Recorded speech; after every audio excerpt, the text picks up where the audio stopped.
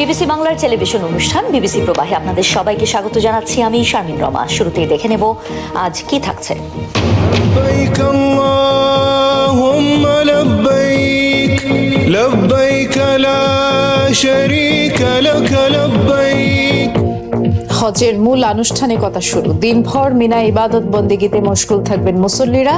কাল আরাফার ময়দানে খুতবা। জোরালো সম্ভাবনা তৈরি হয়েও ফের অনিশ্চয়তা। ইরান যুক্তরাষ্ট্র চুক্তি, গুরুত্বপূর্ণ কয়েকটি ইস্যুতে একমত হতে পারেনি দুপক্ষ। বিরোধী দল ও পুলিশের সংঘর্ষ ঘিরে রণক্ষেত্র তুরস্ক। রাষ্ট্রীয় শক্তির অপব্যবহারের অভিযোগ প্রেসিডেন্ট এরদোয়ানের বিরুদ্ধে।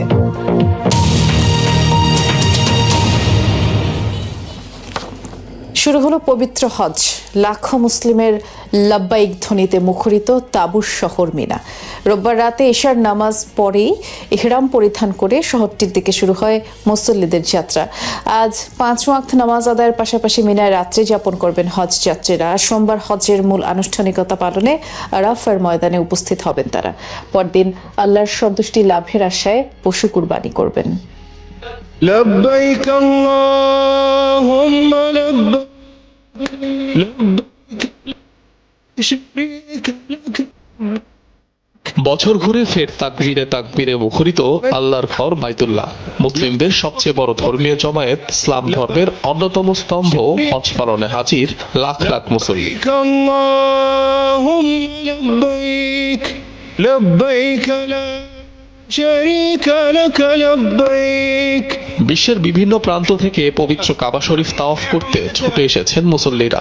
আগামী 3 দিন যথাযথ ধর্মীয় রীতি পালনে ছুটবেন একাধিক শহরে। আল্লাহর নৈকট্য লাভের উদ্দেশ্যে পালন করবেন ইবাদত। রোববার রাতেই এশার নামাজ পড়ে মক্কা থেকে মিনার উদ্দেশ্যে যাত্রা শুরু করেন মুসল্লিরা। তাদের পরিবহনের জন্য এবছর 24,000 বাস প্রস্তুত রেখেছিল সৌদি কর্তৃপক্ষ। তাবুর শহর মিনায় আজ ফজর থেকে এশা 5 ওয়াক্ত নামাজ আদায়ের রীতি মুসল্লিদের।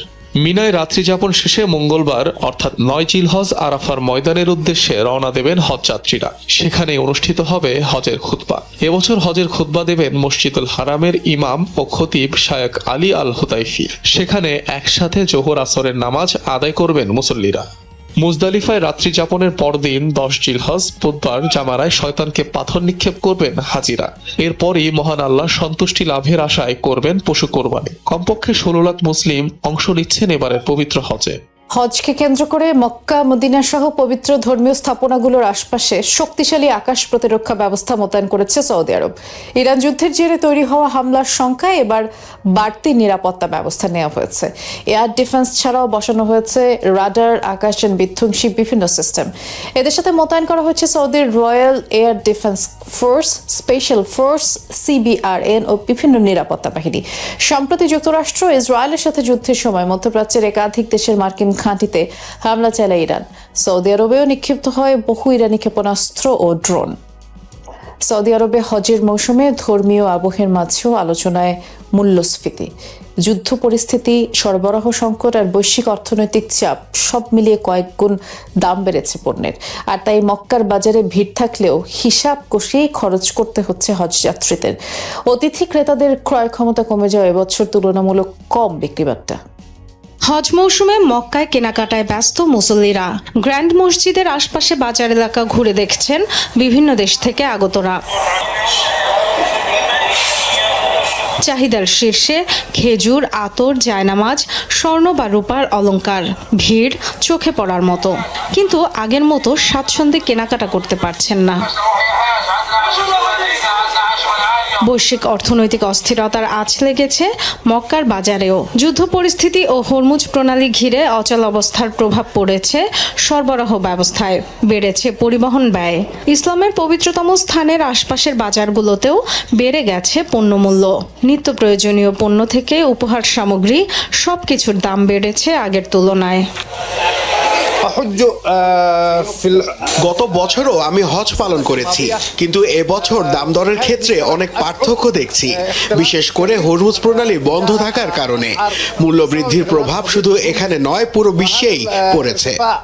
يعني اثره العالم. جاي اتسوق بجيب حاجات هدايا وكده কিছু উপহারের জিনিস কিনতে বের হয়েছিলাম, কিন্তু দাম আমার চিন্তার বাইরে।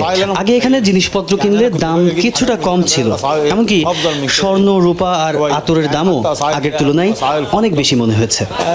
كذا مثلا العطور نفس الايه. বিক্রেতারা বলছেন দাম বাড়ার কারণে ক্রয় ক্ষমতা কমে গেছে ক্রেতাদের, তাই প্রতি হজ মৌসুমের মতো বেচা বিক্রি নেই এবার। الاقبال على الفضه تعب شوي. সত্যি বলতে এবার রূপার চাহিদা খুবই কম, কারণ দাম বেড়েছে, আগের মতো আর নেই। সৌদি আরবে চলতি বছর এ পর্যন্ত গড় মূল্যস্ফীতির হার 1.8%, যা বছর শেষে দাঁড়াতে পারে 2.2% পর্যন্ত। আবারও কথা পাল্টালেন ডোনাল্ড ট্রাম্প। যুক্তরাষ্ট্র ইরান চুক্তির জোরালো সম্ভাবনার আশা জাগিয়েও পিছু হটলেন অবস্থান থেকে, জানালেন এখনও চূড়ান্ত সমঝোতা হয়নি। গুরুত্বপূর্ণ কয়েকটি ইস্যুতে একমত হতে পারেনি দুপক্ষ, নিশ্চিত করেছে ইরানও, যদিও আলোচনা এখনও চলমান বলে জানিয়েছে ওয়াশিংটন ও তেহরান। যুক্তরাষ্ট্র ইরান দুপক্ষই শুনিয়েছিল আশার বাণী। রোববার রাতে প্রাথমিক একটি চুক্তি হবে ছিল এমন জোরালো সম্ভাবনা। ট্রুথ সোশ্যালে একের পর এক পোস্টে ডোনাল্ড ট্রাম্প নিজেই জানিয়েছিলেন এ তথ্য। আরও একবার নিজের কথার বরখেলাপ করলেন মার্কিন প্রেসিডেন্ট, জানালেন সিদ্ধান্ত নিতে মার্কিন আলোচকদের তাড়াহুড়ো না করার নির্দেশ দিয়েছেন তিনি। চুক্তি স্বাক্ষর ও অনুমোদন না হওয়া পর্যন্ত তেহরানের উপর অবরোধ বহাল থাকবে বলেও জানান। এই ইস্যুতে সতর্ক অবস্থানে হোয়াইট হাউস কর্মকর্তারা। চুক্তির খসড়া চূড়ান্ত হতে আরও কয়েকদিন সময় লাগতে পারে বলে জানিয়েছেন তারা, তবে আলোচনা চলছে বলেও নিশ্চিত করেছেন। ভারত সফররত মার্কিন পররাষ্ট্রমন্ত্রী মার্কো রুবিও বলেন, আজে বাজে কোনো চুক্তি করবেন না Trump. We're still a work in progress. As I said, আমরা একটি ভালো চুক্তি করব অথবা বিকল্প ভাববো, আমরা এখনো কাজ করছি। গত রাতে কোনো সংবাদ মিলবে ভেবেছিলাম, যেমনটা প্রেসিডেন্ট বলেছেন তিনি তাড়াহুড়ো চান না, আজে বাজে কোনো চুক্তি করবেন না, কূটনীতির সব সুযোগ কাজে লাগাতে চাই। into a very real, significant time. ইরানও নিশ্চিত করেছে চূড়ান্ত সমঝোতা হয়নি। কয়েকটি গুরুত্বপূর্ণ ধারা নিয়ে দুই পক্ষের মধ্যে মতবিরোধ রয়ে গেছে। দেশের মর্যাদার সাথে আপোষ করবেন না আবারও বললেন প্রেসিডেন্ট মাসুদ পেজেশকিয়ান। মধ্যপ্রাচ্যে অস্থিরতার জন্য ইসরায়েলকে দায়ী করেন তিনি। ما آماده‌ایم در گفتگو পুরো পৃথিবীকে নিশ্চিত করতে প্রস্তুত যে আমরা পারমাণবিক অস্ত্র তৈরি করছি না, এই অঞ্চলে অস্থিরতা তৈরি করতে চাইছি না। এই অঞ্চলকে অস্থিতিশীল করছে ইসরায়েল, তাদের বিশাল দখলদারিত্বের পরিকল্পনা বাস্তবায়নের চেষ্টা করছে। অস্থিতিশীলতা, বিভক্তি ও যুদ্ধ জিইয়ে রাখতে নানা ষড়যন্ত্র করছে, কিন্তু আমরা দেশের মর্যাদা ও সম্মান ক্ষুণ্ণ হতে দেব না। بزرگه و به طرق مختلف داره. একদিন আগে মার্কিন কর্মকর্তাদের সূত্রে বিভিন্ন গণমাধ্যমে বলা হয়েছিল সমঝোতার দ্বারপ্রান্তে যুক্তরাষ্ট্র ইরান। এই দফায় যুদ্ধবিরতির মেয়াদ বাড়বে আরও 60 দিন, খুলবে হরমুজ প্রণালী, একই সাথে তুলে নেওয়া হবে মার্কিন অবরোধ। পাকিস্তানের মধ্যস্থতায় যুক্তরাষ্ট্র ইরান পরোক্ষ আলোচনা চললেও ওয়াশিংটনের প্রতি এখনও গভীর সন্দেহ রয়েছে তেহরানের। বারবার বিশ্বাস ভঙ্গ করে সেই অনাস্থায় আরও ঘি ঢালছে ট্রাম্প প্রশাসন। ইরানের সঙ্গে যে কোনো চূড়ান্ত চুক্তিতে দেশটির পারমাণবিক হুমকি পুরোপুরি দূর করতে হবে এ বিষয়ে একমত হয়েছেন ইসরায়েলের প্রধানমন্ত্রী বেনিয়ামিন নেতানিয়াহু এবং মার্কিন প্রেসিডেন্ট ডোনাল্ড ট্রাম্প। সামাজিক মাধ্যম এক্সে দেয়া এক পোস্টে নেতানিয়াহু বলেছেন, হরমুজ প্রণালী খোলা রাখা এবং সম্ভাব্য সমঝোতা চুক্তি নিয়ে ট্রাম্পের সাথে তার আলোচনা হয়েছে। এ সময় দুই নেতা ইরানের পারমাণবিক কর্মসূচি থেকে আসা হুমকি পুরোপুরি বন্ধ করার প্রয়োজনীয়তার উপরে জোর দেন। এছাড়া লেবানন সহ বিভিন্ন দিক থেকে আসা হুমকির বিরুদ্ধে আত্মরক্ষায় ইসরায়েলের অধিকারের প্রতি সমর্থন জানিয়েছেন ট্রাম্প। এর আগে রোববার তেহরানের সাথে আলোচনা শেষ হওয়ার ঘোষণা দেওয়ার পরদিনই ট্রাম্প তার কূটনৈতিক প্রতিনিধিদের ইরানের সাথে কোনো চুক্তিতে তাড়াহুড়ো না করার নির্দেশ দেন। ইসরায়েলি আগ্রাসনে এখনও উত্তপ্ত দক্ষিণ লেবানন। হামলা চলাকালে এক ইসরায়েলি সেনা নিহত হয়েছে বলে জানিয়েছে আইডিএফ। একই ঘটনায় গুরুতর আহত হয়েছেন আরও এক সেনা, চিকিৎসার জন্য তাকে সরিয়ে নেওয়া হয়েছে। এর আগে রোববারের হামলায় দক্ষিণ লেবানন থেকে ঘন ধোঁয়ার কুণ্ডলী উঠতে দেখা যায়। 16 এপ্রিল যুদ্ধবিরতি ঘোষণা সত্ত্বেও ইরান সমর্থিত হিজবুল্লাহ এবং ইসরায়েলের মধ্যে হামলা অব্যাহত রয়েছে এবং উভয় পক্ষই একে অপরকে যুদ্ধবিরতি লঙ্ঘনের জন্য অভিযুক্ত করছে। যুদ্ধ শুরুর পর থেকেই ইসরায়েলি আগ্রাসনে লেবাননে 3000-এর বেশি মানুষ নিহত হয়েছে। দেশটির স্বাস্থ্য মন্ত্রণালয়ের দেয়া তথ্য বলছে, নিহতদের মধ্যে 123 জন স্বাস্থ্যকর্মী, 210 জনের বেশি শিশু, প্রায় 300 নারী রয়েছে। তুরস্কে বিরোধী দল সিএইচপির সদর দপ্তরে পুলিশের অভিযানকে কেন্দ্র করে ব্যাপক সংঘর্ষ হয়েছে। ধাওয়া পাল্টা ধাওয়ায় রণক্ষেত্রে পরিণত হয় পুরো এলাকা। দলীয় নেতৃত্ব নিয়ে চলমান রাজনৈতিক সংকটের মধ্যে এই সহিংসতা নতুন করে উত্তেজনা ছড়িয়েছে। বিরোধী নেতা ওজেল অভিযোগ করেছেন তাদের দমন করতে রাষ্ট্রীয় শক্তি ব্যবহার করা হচ্ছে, যদিও সরকার এসব অভিযোগ অস্বীকার করেছে। তুরস্কের রাজধানী আঙ্কারায় প্রধান বিরোধী দল রিপাবলিকান পিপলস পার্টি বা সিএইচপির সদর দপ্তরে পুলিশ অভিযানকে কেন্দ্র করে রণক্ষেত্রে পরিণত হয় পুরো এলাকা। টিয়ার গ্যাস, ধাওয়া পাল্টা ধাওয়া আর উত্তেজিত স্লোগানে কেঁপে ওঠে রাজপথ। দলীয় কার্যালয় রক্ষায় বাধা দেন সিএইচপি নেতাকর্মীরা, কিন্তু আদালতের নির্দেশ বাস্তবায়নে ভবনের ভেতরে ঢোকার চেষ্টা চালায় পুলিশ। একদিকে পানি ছিটিয়ে প্রতিরোধ, অন্যদিকে টিয়ার গ্যাস ছুড়ে এগোতে থাকে আইন শৃঙ্খলা বাহিনী। এ অবস্থায় মহাসংকটে দেশটির রাজনৈতিক পরিস্থিতি। সংকটের কেন্দ্রে রয়েছে বর্তমান বিরোধী নেতা ওজগুর ওজেল। আদালত তার নেতৃত্ব বাতিল ঘোষণা করার পরই উত্তেজনা চরমে পৌঁছায়। রায়ে সাবেক নেতা কেমাল কিলিচ দারোগলুকে দলীয় পদে পুনর্বহলের নির্দেশ দেওয়া হয়েছে। 2023 সালের নির্বাচনে প্রেসিডেন্ট রিসেপ তাইপ এরদোগানের কাছে হেরে যাওয়া কিলিচ দারোগলুর অনুসারীদের দাবি নতুন দায়িত্ব বুঝে নিতে বাধা দেওয়া হচ্ছে। এরপরই আঙ্কারার গভর্নরের নির্দেশে অ্যাকশনে নামে পুলিশ। এই অভিযানের মাঝে সামাজিক মাধ্যমে ভিডিও বার্তায় পুলিশের হামলার কথা জানায় ওজেল। পরবর্তীতে দলীয় কার্যালয় থেকে বেরিয়ে সমর্থকদের উদ্দেশ্যে বক্তব্য দেন তিনি।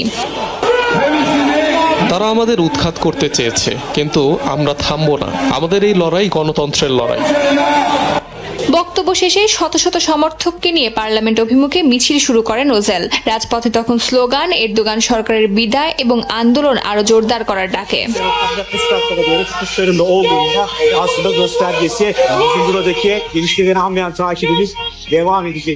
আন্তর্জাতিক মানবাধিকার সংস্থা হিউম্যান রাইটস ওয়াচ অভিযোগ করেছে বিরোধী দল দমনে রাষ্ট্রীয় শক্তি ব্যবহার করছে সরকার।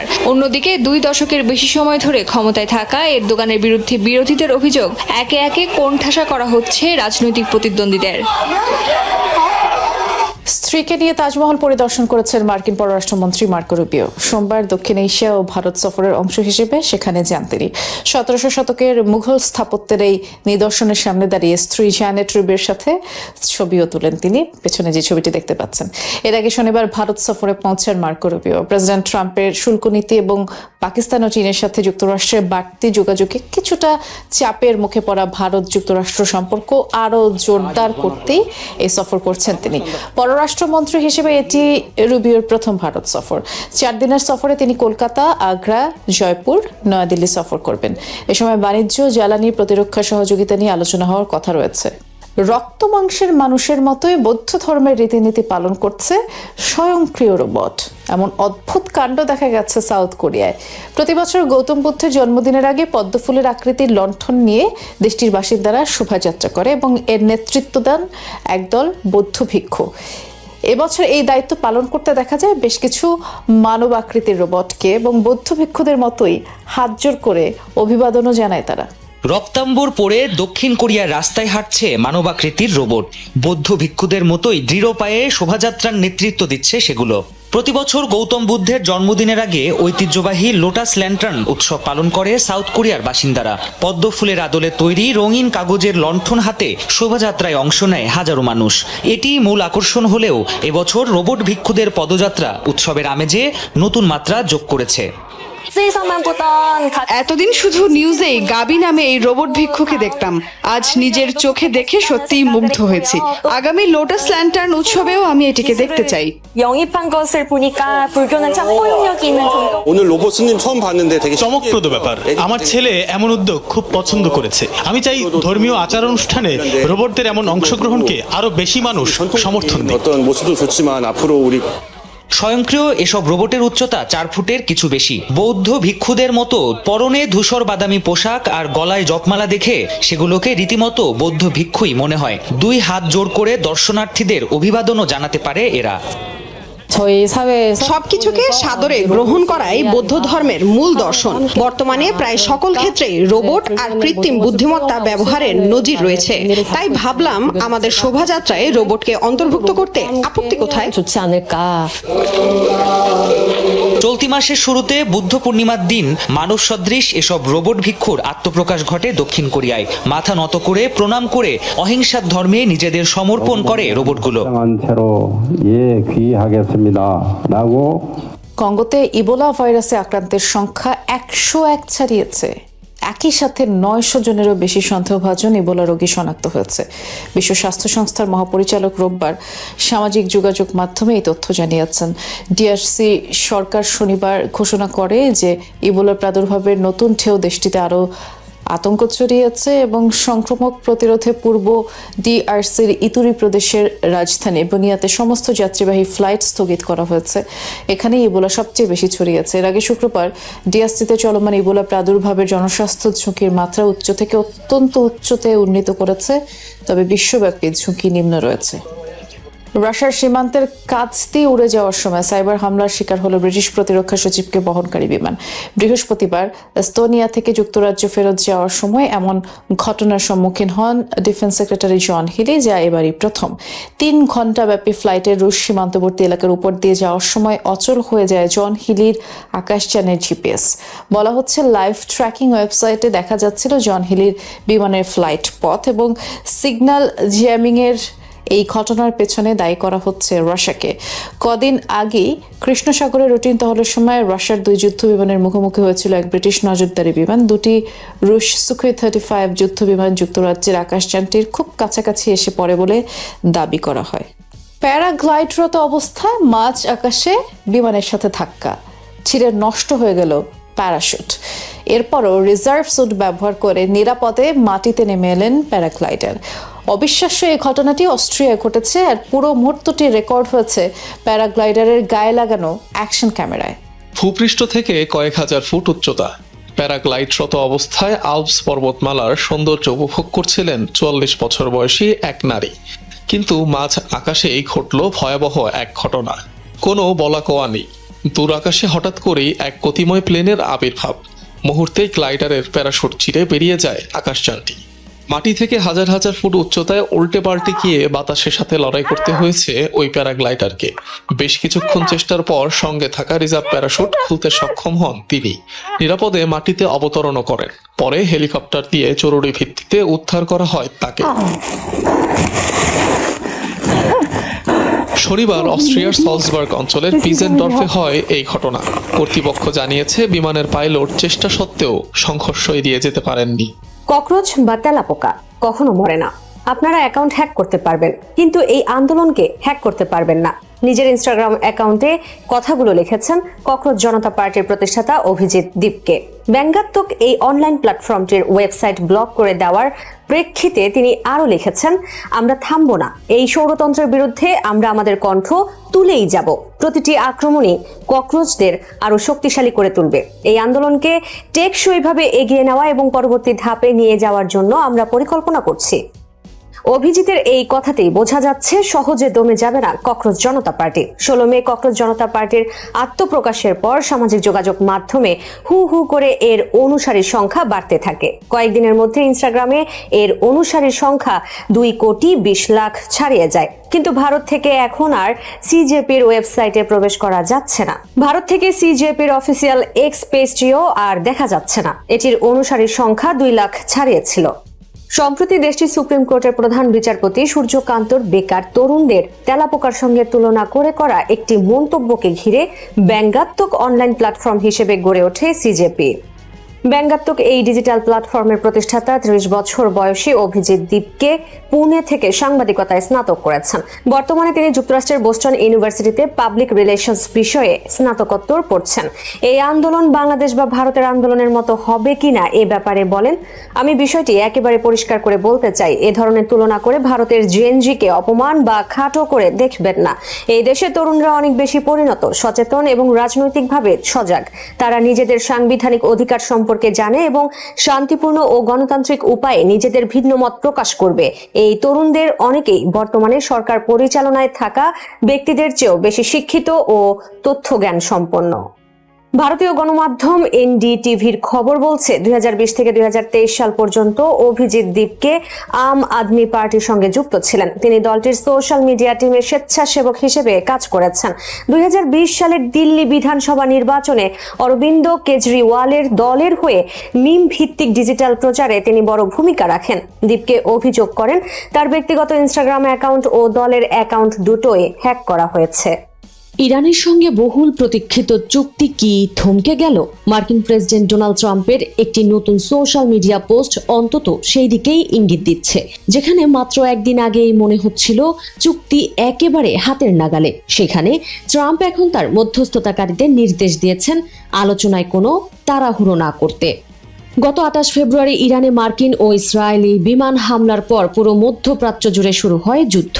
পাল্টা জবাবে হরমুজ প্রণালী বন্ধ করে দেয় ইরান। ফলশ্রুতিতে বিশ্ববাজারে বাড়তে থাকে জ্বালানি তেলের দাম। প্রায় 40 দিন পর এপ্রিলের শুরুতে সাময়িক যুদ্ধবিরতি হলেও ইরানের বন্দরগুলোর উপর মার্কিন ব্লকেড বা অবরোধ এখনো চলছে। ট্রাম্প জানিয়েছেন চুক্তি সই না হওয়া পর্যন্ত এই চাপ কমবে না। যুদ্ধবিরতির মেয়াদ বাড়ানো এবং হরমুজ প্রণালী খুলে দেওয়া প্রস্তাব নিয়ে আলোচনা চলছে দুই পক্ষের মধ্যে। মার্কিন পররাষ্ট্রমন্ত্রী মার্কো রুবিও আশ্বাস দিয়েছেন চুক্তি হলে কোনো রকম টোল ছাড়াই এই নৌপথ উন্মুক্ত হতে পারে। তবে মনে রাখা দরকার, এটি চূড়ান্ত চুক্তি নয়, একে বলা হচ্ছে মেমোরেন্ডাম অব আন্ডারস্ট্যান্ডিং বা সমঝোতা স্মারক। এই আলোচনায় ইরানের মূল দাবি সব নিষেধাজ্ঞা তুলে নিতে হবে, জব্দ ইরানি তহবিল ফেরত দিতে হবে। বিপরীতে ইরানকে পারমাণবিক কর্মসূচি বন্ধের শর্ত দিয়েছে ওয়াশিংটন। গোয়েন্দা তথ্য বলছে ইরানের কাছে বর্তমানে প্রায় 440 কেজি 60% সমৃদ্ধ ইউরেনিয়াম রয়েছে, যা থেকে খুব অল্প সময়ের মধ্যেই পরমাণু বোমা তৈরি করা সম্ভব। যদিও ইরানের প্রেসিডেন্ট মাসুদ পেজেশকিয়ান দাবি করেছেন পরমাণু বোমা বানাতে চায় না তেহরান। এদিকে এই চুক্তি নিয়ে যুক্তরাষ্ট্রেই দেখা দিয়েছে বিভক্তি। একে বিপর্যয়কর ভুল হিসেবে আখ্যায়িত করেছেন রিপাবলিকান পার্টির একাধিক সিনেটর। তাদের মতে ইরানের উপর মার্কিন সামরিক অভিযান অপারেশন এপিক ফিউরির মাধ্যমে যা অর্জিত হয়েছে, চুক্তির ফলে তার সবই ভেস্তে যাবে।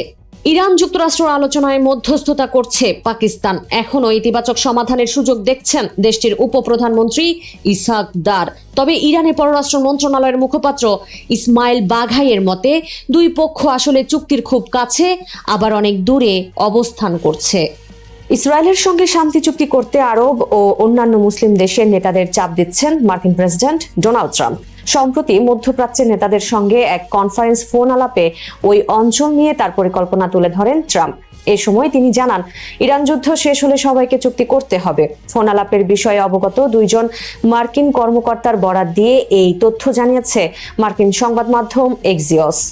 প্রতিবেদনে জানানো হয় ট্রাম্পের সঙ্গে কনফারেন্স ফোন আলাপে অংশ নেন সৌদি আরব, সংযুক্ত আরব আমিরাত, কাতার, পাকিস্তান, তুরস্ক, মিশর, জর্ডান ও বাহরাইনের নেতারা। ইরানের সঙ্গে সম্ভাব্য চুক্তি নিয়ে আলোচনা করেন তারা। এই সময় ইসরায়েল ও আব্রাহাম অ্যাকর্ডে বিভিন্ন দেশের অন্তর্ভুক্তির ইঙ্গিত দেন ট্রাম্প। সৌদি আরব ও ইসরায়েলের মধ্যে ঐতিহাসিক শান্তি চুক্তি স্থাপন করাই ট্রাম্পের প্রধান লক্ষ্য। তবে মধ্যপ্রাচ্যের বর্তমান রাজনৈতিক পরিস্থিতি ও ইসরায়েলের আসন্ন নির্বাচনের কারণে নিকট ভবিষ্যতে এটি বেশ কঠিন। এই আলোচনার বিষয়ে অবগত একজন মার্কিন কর্মকর্তা জানান ইরানের সঙ্গে চুক্তির বিষয়ে ট্রাম্পের প্রতি সমর্থন নিশ্চিত করেছেন মধ্যপ্রাচ্যের নেতারা।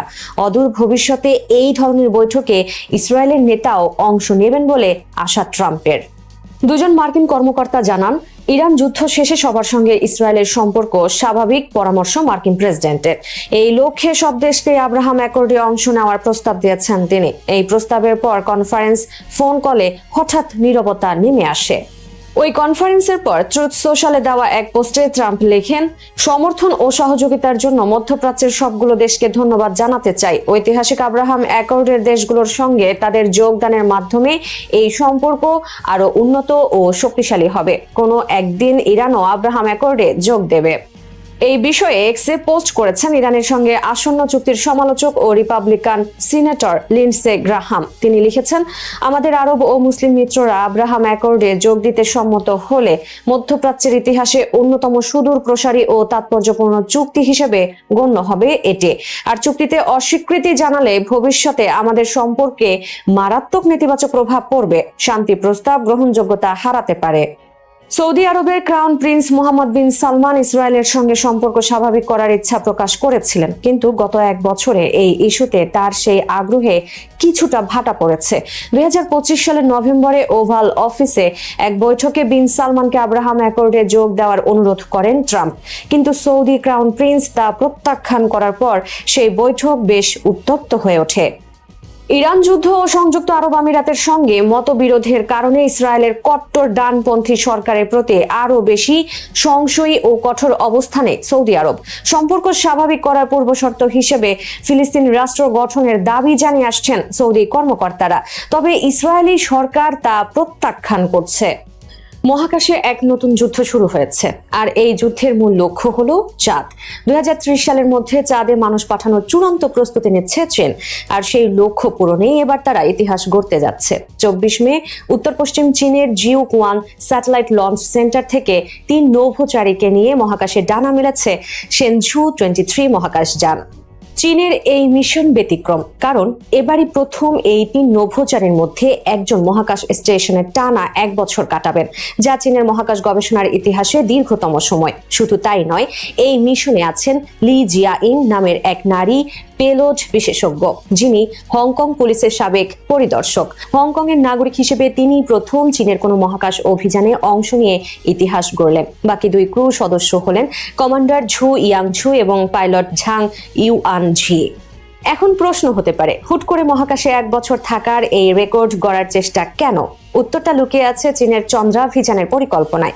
পৃথিবী থেকে অনেক দূরে মহাকাশের তীব্র বিকিরণ বা রেডিয়েশন, হারের ঘনত্ব কমে যাওয়া এবং তীব্র মানসিক চাপ মানুষের শরীরে কেমন প্রভাব ফেলে তা পরীক্ষা করতেই এই দীর্ঘ মিশন। সহজ কথায়, চাঁদের প্রতিকূল পরিবেশে মানুষ কিভাবে টিকে থাকবে, বেইজিং এখন ল্যাবরেটরিতে তারই মহড়া দিচ্ছে।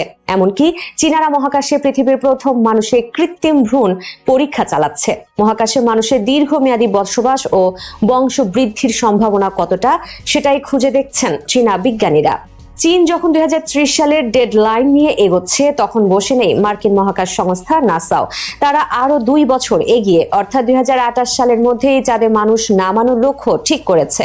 যুক্তরাষ্ট্রের লক্ষ্য কেবল চাঁদে পা রাখা নয়, সেখানে দীর্ঘমেয়াদী উপস্থিতি নিশ্চিত করে পরবর্তীতে মঙ্গল গ্রহে যাওয়ার রাস্তা তৈরি করা। ইতোমধ্যেই নাসার আর্টেমিস 2 মিশনের 4 নভোচারী চাঁদের চারপাশে ঘুরে এসেছেন। অন্যদিকে ইলন মাস্ক স্পেস এক্স ও তাদের বিশালাকার স্টারশিপ রকেটের সফল পরীক্ষা শেষ করেছে, যা নাসার চন্দ্রাভিযানে বড় ভূমিকা রাখবে। তবে চীনের এই মহাকাশ স্টেশন বা তিয়াঙ্গং এর নিরাপদ কক্ষপথে থাকা আর চাঁদের মাটিতে নামা দুটি সম্পূর্ণ ভিন্ন বিষয়। চীনের সামনে এখন সময় মাত্র 4 বছরেরও কম। এর মধ্যেই মধ্য ভারী বহনের উপযোগী লং মার্চ 10 রকেট, মেংঝু মহাকাশযান এবং লানিউ লুনার ল্যান্ডারের মতো জটিল সব হার্ডওয়্যারের নিরাপত্তা নিশ্চিত করতে হবে। রোবট পাঠিয়ে চাঁদের অন্ধকার অংশ থেকে মাটি সংগ্রহ করে চীন ইতোমধ্যে নিজেদের সক্ষমতা দেখিয়েছে। এবার লক্ষ্য আরো বড়। 2030 সালে মানুষবাহী চন্দ্রাভিযান সফল হলে 2035 সালের মধ্যে রাশিয়ার সাথে যৌথভাবে চাঁদে একটি স্থায়ী ঘাঁটি বানাতে চায় চীন। সবাইকে শুভকামনা জানিয়ে আমি শারমিন রমা এখানে বিদায় নিচ্ছি। ভালো থাকবেন।